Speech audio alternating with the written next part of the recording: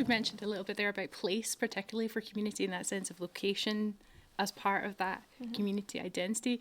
Are there other ways you think community can form that aren't maybe place-based? I think, like, as someone who tries to, like, be active in the music community, that's one of the ways that it can form. It's through, like, common interests. So, like, there's the general music community, there's, like, more specific ones that are kind of honed in towards, like, specific genres or specific, like, interests within it. So you have, like, the big general community, and then you could also zoom in and have all these, like, subcultures as well that are also their own individual thing. Yeah, I agree with that. For me, it was all about, like, sport communities, and you found out that actually, like, people that went to the same sport as you actually were in your community anyway.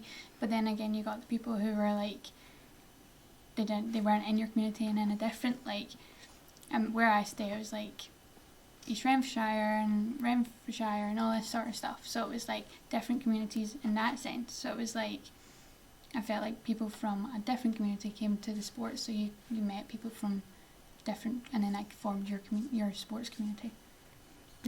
I completely agree with you, Katie. I think that can also apply to our industry as broadcasters as well, how broad that can be, because, like, even today when we were in class, we were talking about there's, like, sports community in terms of, like, sports broadcasting, and then you've got, like, even within sport, there's, like, sports journalists, there's video journalists, like, there's all these different areas of broadcasting, be that sound or technical or camera. There's literally so many ways that you could get into an industry, but then it kind of spirals out to, like, out with that as well.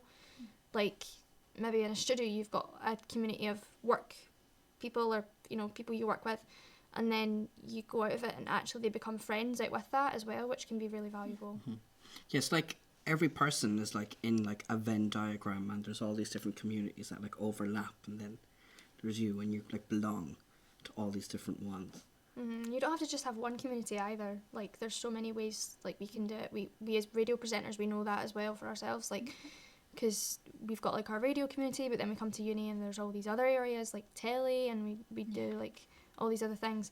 But then your radio community, if you do that first at the beginning, like we did, you know, when we were young, it can become quite a key part of your community for your whole life. Yeah, I feel like coming to uni, you kind of come away from the radio after that being, like for example with me, I came to uni at 18, but I've done radio since I was 9, so you do it for a long time, and that becomes your community, and then you realise, oh, actually there's a whole different community out there. Why have I not got experience in that sort of community? Yeah, totally, because it's, for me, like, I came to uni at 16, which was quite a big move, but coming and seeing, like, fellow people who were, you know, similar age to me, and meeting more people who were into the same thing, because that's what I found school to be, was so broad, whereas coming to uni, it's a very specific thing that you're working on, and it's something that you enjoy, which I think helps grow the community in the class, and the class community as well. For me, there's only 9 of us in the class, so the community's quite small, but that helps, I think, in broadcasting, because everybody has strengths, so you can play into them as well.